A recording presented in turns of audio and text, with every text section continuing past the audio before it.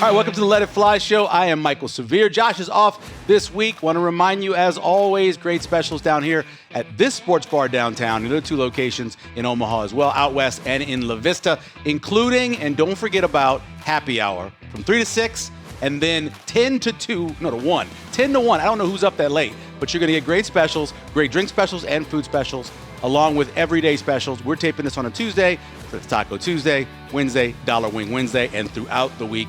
Thank you to our presenting sponsor, Bud Light. They make things easy to enjoy, and easy to drink.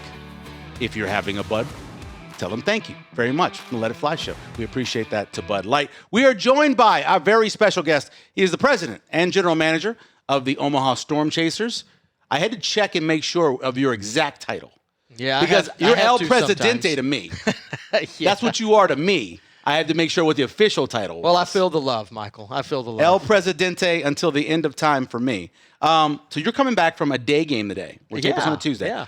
What are day games like for you as Marty, who is running everywhere, compared to what night games are? Is it a big difference for you? Well, a day game, first day in, is good and challenging. First day in from a road trip. Yeah. So, right. You want to go see the visiting team manager. You want to go visit the new umpire crew. And then you obviously want to check in with your club. Yep. And then when you have kind of a school day today, we had about 1,000 school kids today and about 20, 25 buses. Then you have that component as well. I kind of help oversee our bus operations, which allows the rest of our regular game day ops, if you will, to kind of continue. So there was a lot happening from 10:30 until about noon, but plus cans coming in too. We was a canned food drive today, right? It was, yeah. and usually on a day game Tuesday, we don't have a lot of cans to support Neighbor Good. We had 450, 500 cans that showed up today, which, it was kind of that bonus day, and it was chilly. It was a chilly day today. It wasn't what we thought the forecast was going to be because we didn't get sun. Yeah. But, hey, look, it was a good first day back. Unfortunately, the good guys took it on the chin 5-1, but it's the first of 6, and this is the first time that Louisville's in town, and they've got some players on the squad. They're supporting a first, second place National League Central squad. They're kind of cat and mouse right now with the Chicago Cubs. But no, it's a good week. It's a good week to have the team back. And the big club is out on the West Coast as they start a series tonight with, I was almost going to say Oakland, but as they start a series with the A's. I guess that's they have no name. Okay. That's all we call them. Right. I say the Sacramento A's since they're playing at a AAA park out there. But no, it's great. It's another great week. It's our third 6-game homestand this year. It's hard to believe that today was already game 13 of the season, but there's 62 games left. There's a lot of baseball left for people to come out and watch. I'm waiting for us to come on a 2-shot because you said Louisville, which outstanding. Because not everybody says Louisville. You got to swallow part of it when you're saying it. You do. Yeah, you just can't say Louisville. Louisville. It's the same. You don't say New Orleans. And, no, you say New Orleans. You gotta swallow parts of it. It's not Nolans. You're right. It's New Orleans. And, I grew up in Ruston, as you know. Yes. And we're going to get to Ruston. You have Trenton and you have Vienna, but not really. You have Trenton and Vienna. Yes. But in Ruston, you say Vienna. Yeah. And then outside of Birmingham, you say Helena, but it's really Helena. So it's interesting. It's interesting where all these, we change the names. Like in Nebraska, you say Louisville, and I don't know what Louisville means. Yes. It's like Upper. Yeah. Upper's another one. My favorite one was when I worked in Northeast Louisiana. So you had an El Dorado and an El Dorado about 30 miles apart. They were. And in your mind, you had to think, okay, am I talking about El Dorado? Am I talking about El Dorado, the school, the city? Yeah, it's not. Even Nevada. I mean, that's another one that happens in Missouri. That's correct. You got to learn all of them when you correct. move to the That's town. correct. So 19 years now you've been here? I have been. 2007. It was first season, so it's 20th season this year. 20th season for you. So this fall will be 20 years. Yeah. But time flies, and Sarah and I have loved raising our boys here. And, it's been great to get to know you and Chris and so many great community members. And, it's crazy time. Yeah. Season 20. It's great because you start off as assistant general manager. I did. Then the next year you become the GM. So technically 19 seasons as GM. What was your plan when you got here? Because you had been at some smaller places, obviously. You'd done some things. You'd already established your career. You get here. I know for me, I was like, I'll stay here a few years and then I'll go someplace else. That was exactly it. That was the plan? That was because, after, 4 years in Jackson, Tennessee was my first minor league stop, 2 years in Birmingham, Alabama, 2 years in Battle Creek, Michigan. Mm-hmm. So Sarah and I assumed, okay, if we make it 6 years, that'd be like, we'll be an elder statesman. Yeah. Well, now 20th season, 19th year, time goes on. The boys have grown up here, but this has become home. All of Sarah's family has moved here. And it's a great spot. Obviously, you've stayed, I've stayed. It wasn't by choice. I'm just playing. Come on. But hey, man, if it wouldn't, there was extenuating circumstances. I'm still shocked that I've been here 24 years. I've been here almost a quarter of a century. Yeah, and this is the longest I've ever been anywhere in my life. Same. Same for you, too. Well, I would tell you, I left Louisiana when I was 24, 25. So I'm getting close on that. And if I can make it 3 more years, then, it will equal the time I spent in Ruston. You started working at the university, at Louisiana Tech, after you graduated, right? No. While I was finishing my marketing degree, actually. Yeah. And so you started working for the university? I did. I worked for the athletic department, but really specifically for Coach Randy Davis, who had been at LSU as pitching coach and then went to South Carolina. Mm-hmm. And then it was assistant to Ray Tanner at South Carolina. Sure. And then Louisiana Tech needed a shot in the arm. They went the SEC way of hiring a baseball coach. And unfortunately, after 3 years, it didn't work out. Mm-hmm. But it worked out for me. I went to Coach Davis, and after a series of conversations, he coerced me into coming and selling baseball and helping work with game operations. My major was education because I was going to be a baseball coach. At least that was my plan. Okay. And ultimately shifted my major and my focus to the business side of sport, to marketing. And I worked for the program 96, 97, 98. And then I graduated in November because of the beloved quarter system at Louisiana Tech. Right. It allowed me to be able to go to the job fair at the winter meetings in December because school was out. Yeah. And so I went through a job fair in Nashville in 1998, and that's actually how I got into AA ball with the Cubs in Jackson, Tennessee, and started selling group tickets, didn't know anyone in the business, and slowly worked my way around the country. Martie Cordaro is joining us from the Omaha Storm Chasers. How much of your job is still marketing and sales? All. Is that what a GM is? Well, not necessarily. I always think of you handling a lot of paperwork. You have to deal with a lot of paperwork. I do now with our new ownership group, but that's one of the fallbacks. Yeah. But there are sorry to touch that sore. No, it's not a sore because there are so many positives on the other side with DBH, and I wouldn't even say paperwork because now it's all electronic. It's all database, spreadsheet, those type things. However, your point well taken. But no, there are some that come up through the operations side relative to PR, baseball operations. There are some that come up through on the other area from a tickets perspective and ticketing. But for the most part, most have come up through community relationships, sales, key partnerships, relationships, and and sponsorship sales. And that was the track that I was fortunate to take. Was there a point ever where you were thinking to yourself, okay, I have a little gig here in Ruston. I grew up here. I could stay here and make a life. Or were you always a guy that wanted to get out? Well, I'm a guy still to this day, and you know me fairly well. I have this many interests. Yes, you are. Yeah. And having played music professionally, drums, and I have a love of movies and Star Wars, and then obviously I thought I was going to be a baseball coach. The last thing I thought would be on the business side of sport.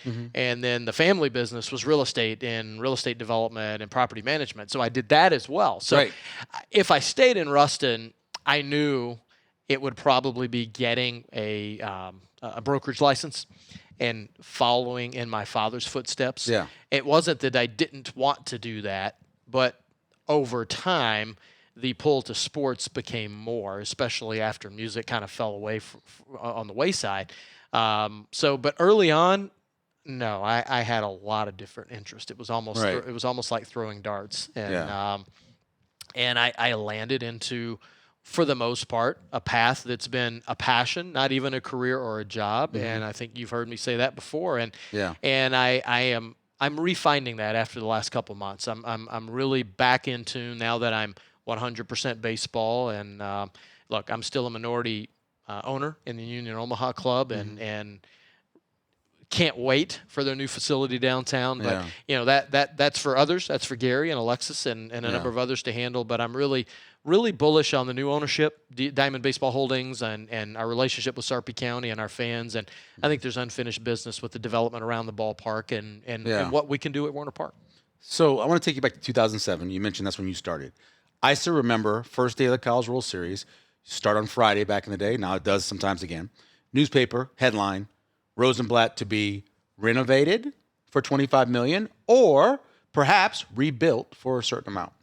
When that news broke, you were obviously new here. You didn't know what was going to be happening. What was the thought among the club at that time? Do you remember what it was like when the initial... I remember vividly. I got a text, old school texting. I was in my mother-in-law's attic in Hendersonville, Tennessee, cleaning her attic out as she was selling her home. And Rob Crane, Boston Rob, reached out with a text and said, "Hey, you need to go online to omaha.com." And I'm like, okay. And so that was the news. That's how we heard the news. Yeah. There wasn't a phone call to the primary tenant to say, "Hey, this is going to come out," or "This is being talked about." And that was, I actually think that was May of 2007. It may have even been a little earlier. But long story short, I became GM that following September after my first season here. And my first call was to the City Hall to say, "Hey, I hear we're going to be playing in your downtown stadium. It'd be awesome if we had a conversation about that." Right. Alan Stein was our team president at the time, and then I had become GM. Neither of us had any conversation. So it was strange to answer your question. It was incredibly strange because there was obviously talk about it, but I remember it was a Chattel column. And it basically was making the argument that do whatever you got to do to keep the College World Series. If you're going to keep them for 20 more years, this is what you got to do. I remember being on the radio going, they're not going anywhere. Where would they leave here? It makes no sense. But it was less than a year later where Kevin and I are sitting at the city council meetings listening to the debate on whether or not they're going to build this new place. And even at that point, a lot of people I talked to said, "Oh, yeah, the Omaha Royals they'll be playing here. There's no doubt." Did you believe that at any point that you guys would be playing the downtown stadium or a new stadium, wherever it would be? Well, anyone that would listen, we would point back to at that time Ivy Wall's management. They bought the club in May of 2006. We pointed to what minor league baseball had become at that time. Now it's the norm everywhere, but at that time it was in the midst of.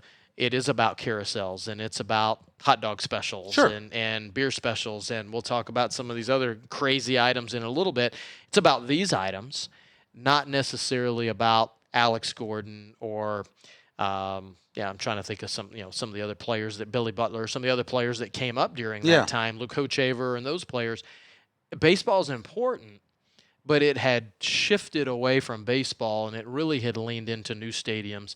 And for us, that also meant right-size facility. Sure. And whether it's 5,000, 6,000, 7,000 seats with room for berms, all facilities had gone to that, and even the AAA ballparks had started to get smaller. You still got Memphis and Albuquerque and Oklahoma City who were on the larger side, but remember they had to redo the Duke Stadium. From where it was much bigger. It was huge. Yeah. And they had to be because everybody hit a home run out of that place and they barely caught the ball because of the altitude. But it had changed. So, for us, we knew it was going to be difficult for us to fit in there from a business model perspective. Right. And that doesn't even mean the control of the special event dates, control of parking, control of concessions, naming rights, and the orientation of the facility. And we had a lot of conversations when we had first come to town, and we were trying to really rebrand and quite honestly become relevant from a community perspective before we could start to sell. And that's what we did in 2007 and 2008 and 2009. Yeah. Next thing I remember in this whole process was, first of all, there were people arguing that you guys shouldn't have your own stadium for some reason, which I never understood that. You're an independent club. Obviously, you're with the Kansas City team, but you're not a part of the city, right? So you should be able to go do stuff. And then they started you started hearing of different places. I still am a little sad that you guys didn't take right off of Fort Crook Road, where they have all those car dealerships now, because they had a plan to have 2 big sheets of ice, and they were going to have this stadium for you guys. And I remember being out there live at Channel 7 saying, this is probably the nicest spot, because there was the Cabela's spot. I didn't even know what was down 370. Well, not many people Not did many at that people time. knew. And the answer on the Chandler side was we didn't feel from a geographic perspective, we didn't feel, Michael, that there was enough separation.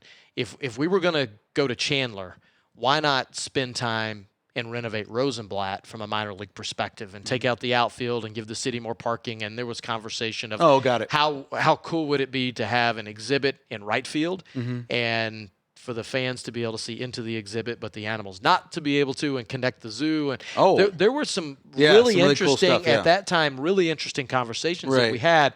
But we quickly found out that the conversations pretty much were way down the road on what the zoo felt they needed to expand and to grow, and what the NCAA wanted out of a facility from a control perspective and a growth in their eyes from a hospitality perspective, which left us really in purgatory. It really did. And you mentioned all the areas. You know, one of the funny things was the Sugarland ballpark, which is now a DBH owned team. They opened as the Sugarland Skeeters. Now they're the Sugarland Space Cowboys. You know, wow, that was within the Houston Astros territory. Yeah, and we couldn't get approval to be the Astros AAA affiliate within that territory. So they would have had if they would have given us that, we would have probably ended up there. Because they were building that to attract affiliated ball, not independent ball, which they ended up. And then Oklahoma City probably would have ended up the Royals affiliate. That's probably what would have happened. Didn't happen. Yes. And you're still stuck with me. I'm sitting here 18, 19 years later, still sitting here talking with you. Martie Cordaro joining us from the Omaha Storm Chasers, general manager and president. So when you look back at that moment, you know, that open area there off of 370, I don't think, well, that gas station was there, right on the other side of 132nd and 370. Yeah, that one gas station. That was about the only thing that was there. Did it turn out like you thought it would? No. You know, the plan was have an entertainment district that would open sometime between 2015 and 2017. But if you go back to 2008, and when these conversations are taking place, and then March of 2009, when the ink actually was written on paper that we would make the move officially, and then the site was selected in June of 2009 and groundbreaking on August 12th of 2009, we were not yet to the crescendo of the housing crisis at that time and the recession of that time. So we were making plans in 2008 for the most part, again, sealed in 2009. We didn't know what was coming in end of 2009, in 2010, 2011, 2012. And as you and I have talked about before, it never gets as high or low here in the middle of the country, specifically in Nebraska, that it does on the coast. It took a while for that to hit us in the middle. And look, we understand things backed off, and then you push that back, okay, say 2019, 2020, 2021. Well, we all know what happened in 2020, 2021. Right. So now, you know, we push onward. On the flip side, I never dreamed that there would be as many rooftops, both from a multifamily and a single family, that have been built in between Highway 31 all the way down to Shadow Lake, up and down 370. And there are a lot of developers led by BHI Homes and Jerry Torzon that, you know, deserve the credit for that. So I would tell you the residential side is much greater and larger than we had anticipated, but the commercial side around the ballpark, not what we had anticipated. You know, working in the city Papillion and watching as many of the proposal for homes, new neighborhoods, that kind of thing, and the growth, I never thought. My wife obviously grew up here, and she always talks about how 72nd ended, you know, at Harrison. You couldn't go any farther, and everything that's happening. Obviously, the corner of Washington and First was a stop sign, not a stop light. But so much has changed. Do you see in the future maybe a chance to get an entertainment type of district there in that area? Yeah, the last 16 to 18 months, there have been many more conversations that have taken place amongst there's 6 different parties that are engaged in these conversations. And I would tell you, you know, from go to point A to point Z, we're probably somewhere around H, if you will, along that journey. So there has been a lot of progress made, but you have a lot of different parties and a lot of different goals for those parties, and just trying to get them all on the same page is taking a little bit of time. But yes, if I didn't that was a big decision into me staying at Werner Park with the baseball squad versus, building a new facility downtown. Speaking of the facility downtown, I don't remember how the timing worked, but I remember having Gary Green on the show when I was at the paper and him throwing out there that, I'm going to get a soccer team. I remember thinking, oh, yeah, sure you are. What was your reaction when you heard that was going to be the plan, that Omaha was going to get soccer? That we were going to go into soccer? Yeah. Well, it wasn't a surprise to me because in 2014-15, we started looking at the G League. Yeah. And I think I shared that with you. Yep. And when he talked a lot about that. When Denver, right? The Denver team? It was Denver, Chicago, Minnesota from an affiliation perspective. Right.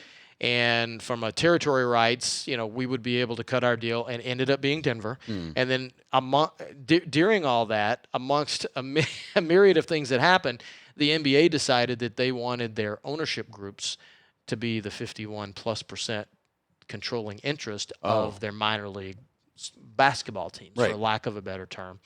And we weren't interested in that. And then that's what shifted the conversation into soccer. So it wasn't a surprise. We started working on that probably 2016, 2017 in earnest. And then from 2018 on, I was working dual sports. So technically, the last 2 months is the first time that I've just been working baseball since 2017. And I think through no fault of anyone, I think that really shifted some focus away from baseball. Yeah. Because the focus had been on a new startup business in soccer. And again, another reason why I'm really excited to be with the Storm Chasers. Yeah. Shortly. The thing I think about is you're already busy, right? You're involved. You're a Rotarian still, right? You've been on different boards. We were on the Omaha Sports Commission's Hall of Fame board for a while. You've been all over the place. I know you like to stay busy, but was it almost too much? Yes. I didn't realize that. Yeah. I really didn't at the beginning. When you never saw your wife? Yeah, well, and that may be good for Sarah sometimes, but it was. But, again, I said earlier, my belief of someone in my seat is being truly engaged, not just involved, but engaged in the community and giving back. And, yes, there's been a number of great organizations that I have been a part of, and I plan to continue to do that. Yeah, let's talk about the changes in baseball because it's been so much. I learned about some this weekend when I was in Philadelphia. I didn't know about. But from the ghost runner at second and extra innings to the pitch clock to the instant replay, a lot of that's tried first at the minor league level. How do you think the sport is developing in terms of the technology? Are you good for it? Are you not good? What do you think? Well, because of these, attention spans are much shorter. And I do think it's a little interesting that we'll watch a football game for 3.5 hours. Sure. And baseball can't be longer than 2 hours and 40 minutes or whatever window we're trying to fit it in. However, there's 81 major league games, 75 AAA games, and there's 12 to 16 college games, and there's 17 to 22, 23 NFL games. So I get it for whatever squad you're following. Look, the shot clock. This is the first year I've called it a pitch clock, so I'm now with it. Yeah. We've had it since 2015. I know. Yeah. A lot of people don't realize that. So this is our 12th season with the pitch clock. The ghost runner, I understand at the minor league level they're trying to limit pitch counts and have pitchers ready to go to the big leagues. That's the one I'm a little surprised that it's at the major league level. And it's not in postseason, right? It's That's correct. my buddy told me it was in postseason. That kind of tells you a lot about it. They value it, but when it's really important, no, we're not doing it. Yeah, you're exactly right. And look, there've been a lot of changes. The larger bases and but I do think the focus on the pace of the game is important. Mm-hmm. Sure. But I do still believe baseball can be too fast. It has always been the sport where we could sit down and we could watch. We could have a hot dog. We could have a beverage, and we could watch and have a conversation. We've had 2:08 games. We've had 2:11 games. We've had 2:15 games. That's rapid. That's fire, and that's without Greg Maddux pitching. Right. And that's too fast. Right. So I do think that the pendulum swung really quickly. I think settling in at a 230 to 240, and I think the ABS system now being in the big leagues has helped with that. It's also helped us see which umpires are more consistent and which aren't, which I don't think is a bad thing. People say that while the umpires are getting called out, the NFL and other sports have been been rectifying bad calls for a The long time. NBA does a 2-minute deep dive into the way the game ended, criticizing every mistake made. I know. They've been doing it for years. Yeah, and I mean, what's crazy to me is, and I'm still not over it, is we didn't have instant replay with the targeting or pass interference in the NFC Championship with the Rams and the Saints. But I'm glad you added the targeting, because it's interference, obviously, but it really was targeting too. It could have called one of them. They could have called multiple But ones. I'm not bitter. Yeah, no, I'm not bitter. Yeah, there was a few years in there, 2011, 13, 17. Yeah, a lot of years. Let me ask you about this. So in terms of what you guys do, how much of it is now baseball and who's down from the majors or coming up from AA, and how much is it this? It's this. It's more I this. mean, it is. I mean, I give this example. Mm-hmm. We were told Eric Hosmer was going to be here for the 2011 season. The big club really wasn't ready to compete, and plan on Eric being at AAA, not the whole season, but the majority of the season. Mm-hmm.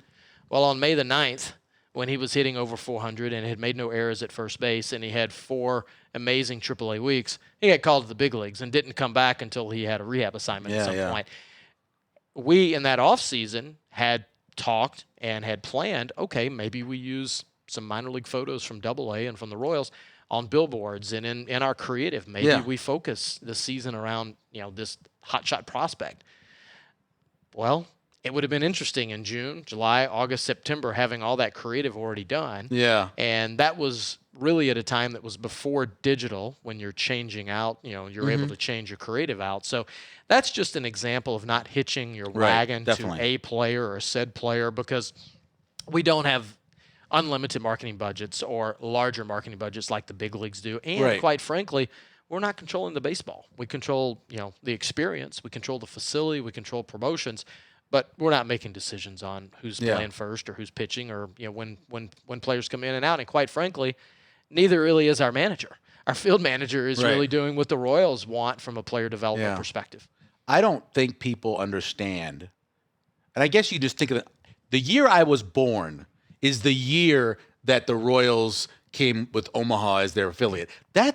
I know I'm old. That's a long time ago. And I know you guys sell it in your marketing. You talk about it a lot. But how important is that connection? Because I see when we go, especially when we go with the kids for school or for band, the amount of people that are in that 70s, 80s, all the way down to the little kids. How much of that, how important is it, which relationship you guys have built? Look, I think anytime you can have business continuity since 1969 in our case, but also in an affiliation perspective that we've always been with the Royals, I think that's a big deal. We're the third longest. Reading and Lakeland are just a year and 2 years ahead of us. Yeah. And then we're third out of all 120 teams. Reading, Pennsylvania, Lakeland, Florida. That's it. Wow. Yeah, with the Tigers, Phillies, and then us with the Royals. And I think it's a big deal, and I don't know that we undersell it. Sometimes I think we do. Sometimes we may not lean in to that as long. But as long as I've been here, I've worked with J.J. Piccolo, and Scott Sharp came the next year, and until a few years ago, obviously Dayton Moore had been there. So even they've had consistency and continuity. They've had some ownership change, but no, we value our partnership, our relationship with them. We've had some hell of a good teams over the time that I've been here. We've won a lot. We're not part of that outside of an environment, outside of providing an opportunity and a space and from a player development perspective for these guys to develop and to work with managers and hitting coach, pitching coach, which we take pride in. But it's the Royals. The Royals are providing good teams to play here in Omaha. Yeah, Martie Cordaro joining us here from the Omaha Storm Chasers.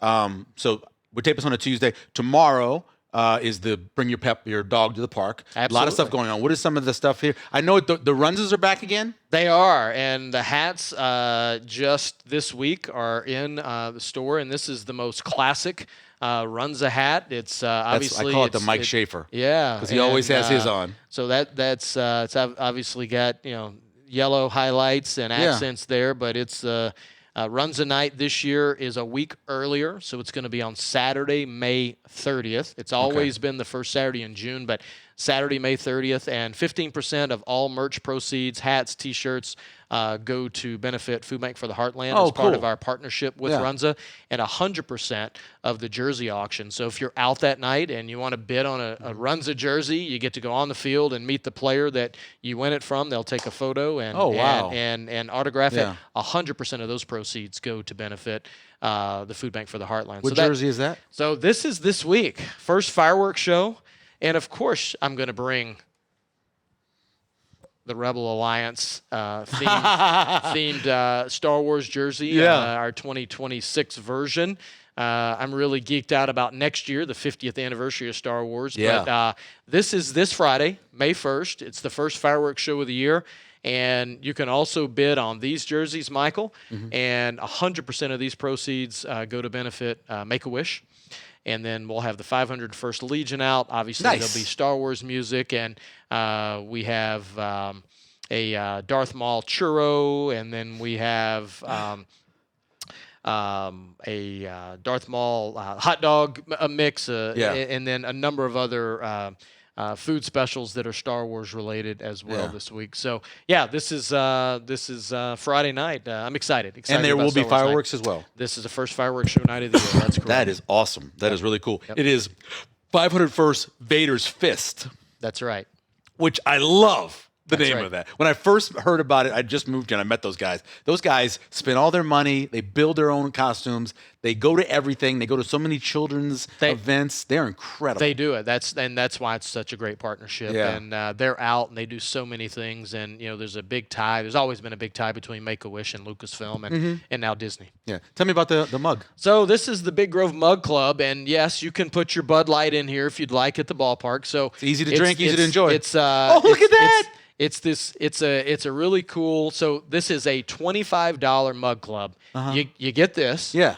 You bring it back. You get $3 off of every beer filled for the entire season. Wow. So if you come out to 10 or let's call it a dozen games or so, you made your money back easy. Exactly right. And some people, we've had people that have just been visiting Omaha that just want this. So they'll join the club for $25.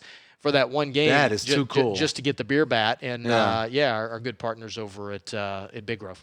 I got a couple things to get to. One, I give preteen Martie a choice.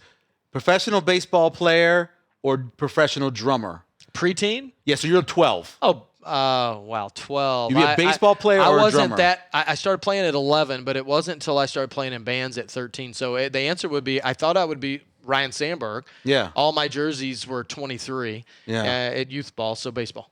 It's Ryan, not Ryan. It's a funny joke. Did I say Ryan? No, it's every time I hear Sandberg, I think of there's this thing they used to be playing on the Jim Rome show. Yeah. And they'd be like, it's Ryan, not Ryan. It is Ryan. It sounds the same. Well, yeah, I guess. To me, my ears don't work well. Where did your passion come from for raising money into research and curing for ALS? Where did that come from? I remember when I first met you, you might have come on the noon show maybe at Channel 7. I know that Coach Altman did to talk about it, but how did you get involved? Baseball. I was in Birmingham. We had a huge number 9 jersey, and you would sign it for $1 or $5 for donation, and that went to the Birmingham chapter for ALS. That's when I was introduced to, at that time, it was really just known as Lou Gehrig's disease. And then I went to Battle Creek, and the club had a partnership with the Southwest chapter, if you will. They did some marketing and did some entertaining, and I learned a little bit more about it. And then when I moved to Omaha, and officially October of 2006, after being here about 30 to 45 days, right around the holidays, I thought to myself, well, if I'm going to be anyone in this community, I need to give back like other community leaders do. This is a very philanthropic community. Oh, yeah. It is the most philanthropic and charitable community that I've ever lived in, all the great organizations that are out there. And I literally opened up the Yellow Pages, and there were a couple of ALS groups in there, and there still are 2 different groups here in town. But the one that is associated with national research and a number of other things nationally is the association. Right. And I literally picked up the phone and called at the time Sherry Hanneman and said, hey, can I volunteer? Can I do something? How can I help? And she was new. She had been here 6 months, and she was putting together a new Nebraska board for it's a regional advisory council, but the Nebraska board. And that was just a couple of months after being here. So that's how I really got engaged. And then I was on the board through December of 2024. I'm no longer on the board, but I'm still helping them. They've, like a lot of nonprofits do, they've been through a lot of changes nationally. Sure. And they're just getting ramped back up. And the walk, if anybody's interested, the walk will be out at Werner Park for ALS. Will be on Sunday, May 31st. Gotcha. Yeah, it's out of everything, obviously because of the Saints fan, we know a lot about. No white flags. Right. But I've never, and I believe in our science and our development I don't get it. We've been working on this hard for 50 years. Yeah.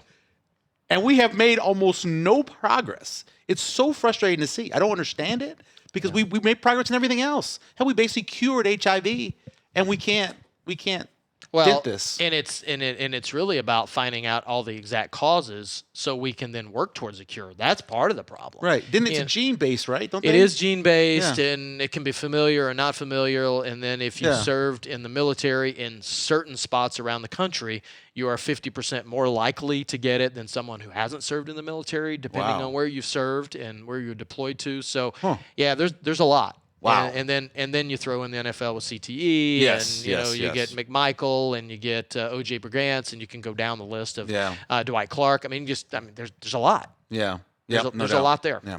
Martie Cordaro, rapid fire time. All right. Okay. Favorite Star Wars droid? R2-D2. Oh, you were just a R2-D2 homer. Yeah. I've noticed you got the R2-D2 in this. I paused because BB-8 is cool. No, but that isn't where I was going. Oh, really? I paused because one of my favorite figures is R5-D4. He's the orange droid that they select R2. Well, he sacrificed himself. Select R5-D4, and then yes. Have you read or listened to From a Certain Point of View? I haven't. Oh my! He sacrifices himself. Okay. And now that is canon because everything in From a Certain Point of View is canon now. It is awesome. Okay. Favorite Star Wars character? Boba Fett. Really? Oh, totally. Oh, wow. It's so funny that became a character when he only had like this much in a movie. This much. Just no more evacuations. Who officially owns the Millennium Falcon?